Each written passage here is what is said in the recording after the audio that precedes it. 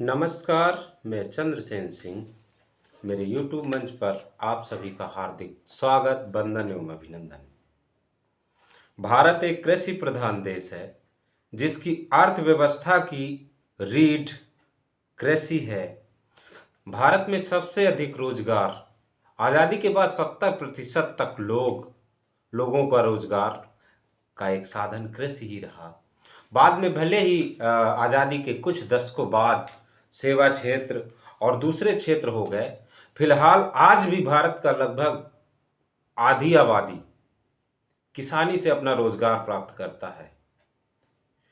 इतना बड़ा उद्यम इसके बाद भी किसान आत्महत्या को क्यों मजबूर हो रहा है? किसान अपनी आवाज़ों को लगातार सड़क से लेकर सदन तक उठाने का प्रयास हर समय क्यों करता रहता है? किसान लगातार आत्महत्या को अपने गले क्यों लगा रहा है? एक सवाल बना हुआ है।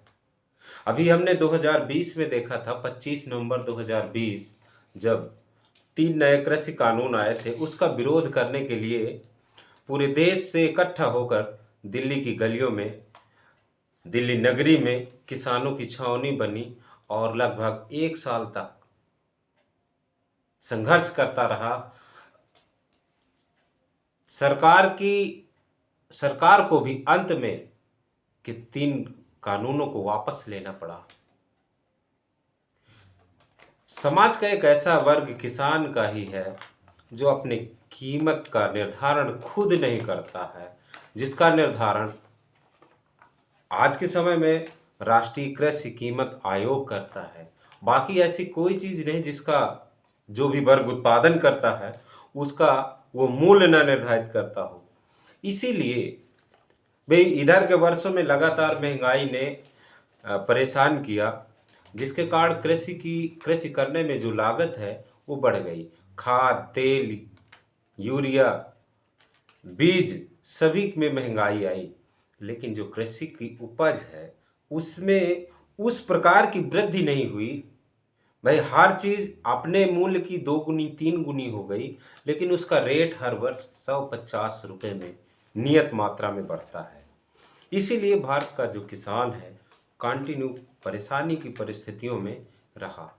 ये वह वर्ग है जिसे भारत का अन्नदाता कहा जाता है, जो हमेशा अपनी परेशानी के लिए अपनी आवाज़ को सदन से लेकर सड़क तक उठाता रहता है।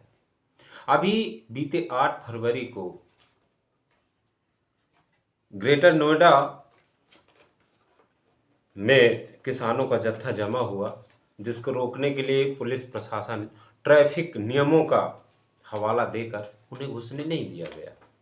वो लोग भी जो ग्रेटर नोएडा में एक प्रोजेक्ट चल रहा है उसके तहत जो ज़मीन ली गई थी उसमें कहा गया था 100% देने के लिए, लेकिन उनको 90% ही मिला, जिसको वो 10% लेने के लिए वहाँ जब गए थे। दूसरी चीज़, जब 2020 में 3 कानून लिए गए थे उसी समय ये कहा गया था कि उनको एमएसपी कानून की गारंटी जामा पहनाया जाएगा, उनको एमएसपी पर उनका कानून बनेगा। वो भी आज तक नहीं हुआ। या आंदोलन के दौरान जिन किसानों पर कोई किसी भी प्रकार की कानूनी कार्रवाई हुई थी उन पर जो मुकदमे थे वो भी उसी तरह ज्यों का त्यों चल रहे थे। इन सभी मुद्दों को लेकर वो लोग दिल्ली आए हुए थे। हालांकि अभी ऐलान ही था, लेकिन आज भारत के किसानों के मसीहा कहे जाने वाले भारत के पूर्व प्रधानमंत्री चौधरी चरण सिंह को भारत के प्रधानमंत्री जी के द्वारा भारत रत्न दिए जाने की घोषणा होती है। इससे इस खबर का जो कृषक पार्टी है आरएलडी, जिसके चौधरी चरण सिंह नेता रहे, अब उस पार्टी में उनकी तीसरी पीढ़ी से हैं जयंत चौधरी, उन्होंने भी स्वागत किया। हालांकि चौधरी चरण सिंह के भारत रत्न के लिए पहले भी कई पार्टियों ने अपने अपने खत या अपनी गुजारिश किया था, लेकिन तब उनको नहीं दिया गया था। फिलहाल अब मिला, अच्छा मिला। वास्तव में पुरस्कार का मतलब ही होता है पुरस्कार, ये भारत रत्न भारत का सर्वोच्च नागरिक पुरस्कार है। लेकिन फिर इस समय ये समय जो होता है ना, समय थोड़ा सा जरूर कुछ इंगित करता है कि ठीक चुनाव से पहले भारत में अयोध्या में रामलला की प्राण प्रतिष्ठा होती है। प्राण प्रतिष्ठा का 2 दिवस ही गुजरता है कि बिहार से कर्पूरी ठाकुर, जो बिहार के पूर्व मुख्यमंत्री रहे, उन्हें भारत रत्न देने की कयावत चल पड़ती है। और 24 से 4 दिवस गुजरते गुजरते बिहार में सत्ता परिवर्तन, बिहार की राजनीति में उथल पुथल मच जाती। यानी जो कह सकते हैं, जो पार्टी सत्ता पर थी वो तो है, लेकिन उसकी जो सह पार्टी राजद थी वो हट करके विपक्ष बन जाती है। दूसरी पार्टी जो बीजेपी वहां पर विपक्ष पर थी, चूंकि वो केंद्र पर है। स्वाभाविक सी बात है, ये जो भारत रत्न है या जो बड़े देश के सर्वोच्च सम्मान है वो केंद्र से निर्धारित होते हैं।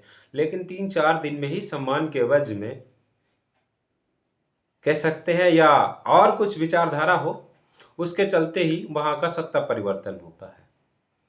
उसके बाद झारखंड है, अन्य राज्यों में भी आपने देखा बड़ा राजनीतिक उथल पुथल का समय रहा। और फरवरी का पहला वीक ही चल रहा है कि बीच में हमें भारत के बीजेपी के बहुत ही वरिष्ठ नेता श्री लालकृष्ण आडवाणी जी को भारत रत्न देने की बात कही गई, और ये तीसरा नाम आज आया जो भारत रत्न के लिए शामिल किया गया।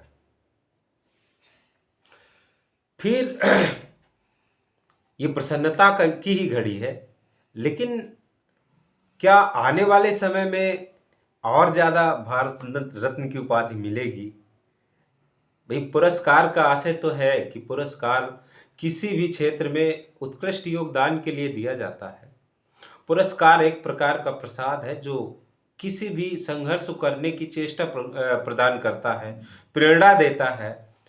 फिर भारत के सर्वोच्च नागरिक जैसे पुरस्कार ये बिरले को ही नसीब होते हैं। ये